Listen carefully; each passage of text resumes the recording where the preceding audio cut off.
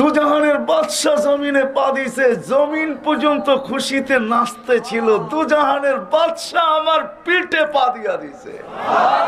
আমি খুশির বিরুদ্ধে না, আমি পদ্ধতির বিরুদ্ধে।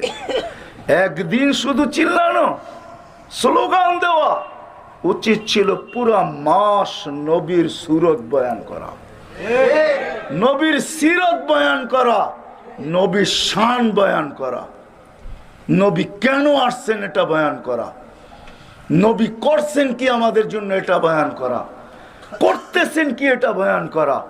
ও হবিগঞ্জের মানুষ এখনো আমাদের জন্য কবরে বসা চোখের পানি চড়ায়। জিজ্ঞাসা করেন ওলামাদেরকে, এইখানেও আছে, জিজ্ঞাসা করেন হবিগঞ্জি রহমতুল্লাহ আলাইকে কোত্থেকে আমি আনবো কবর থেকে উঠায়া। তোফাজ্জল হোসেন হবিগঞ্জি রহমতুল্লাহ আলাই যদি উঠে আনতে পারতাম কবর থেকে, তাইলে এই চেয়ারে বসায়া তাকে দিয়ে সত্যায়িত করতে